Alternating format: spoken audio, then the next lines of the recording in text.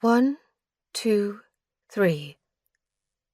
When I danced, I never stopped counting.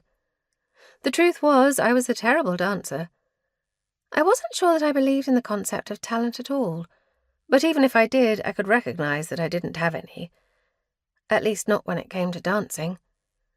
But talent, I had learned, was optional.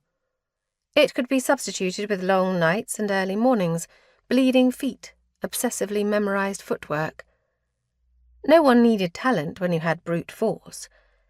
And, despite my willowy size and my unassuming doe-eyed smile, I had more brute force than anyone.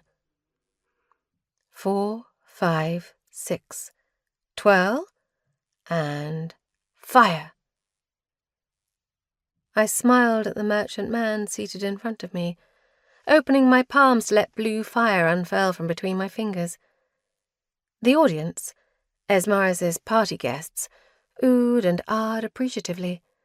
There were several hundred people mingling about the large marble room, all dressed in their finest clothing. Lots of gold thread and floaty sheer chiffon. Lots of white. Rich people loved white.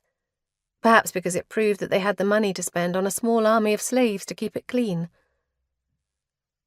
All of those white-clad bodies bent towards me in that moment, rapt, as I unleashed a wave of my signature translucent butterflies into the air.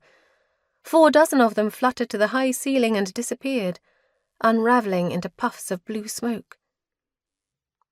All except for 3. 3 fluttered to 3 separate men in the audience, circling their necks, flitting against their cheeks before they disappeared. Every one of the men flinched as the butterfly approached, then laughed with varying degrees of enthusiasm when they realized they felt like nothing but air. Their gazes had been glued to me this entire time, and I could tell that they were itching for the opportunity to throw coins in my direction, if I used what I had correctly. I focused on the youngest one first, a merchant man perhaps only a few years older than myself. He had something to prove. New money. I danced closer to him, and as my fingers reached out to flirtatiously touch his shoulder, my mind did too, tasting the air for his thoughts, his preferences.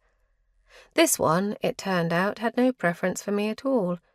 In fact, I could feel his attention being constantly pulled towards Cyril, one of Esmaris's handsomer bodyguards, who lingered in the far corner of the room. That was fine. He didn't have to want to screw me to serve my purposes. If anything, it made things easier for me. He would be overtly eager to prove his virile interest in a scantily clad dancer like myself, rather than a scantily clad guard like Cyril, and he wouldn't try to get me alone once the dance ended.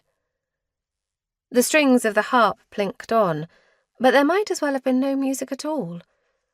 My dance was memorized. My feet didn't stop moving as I coiled my arms around the merchant's neck,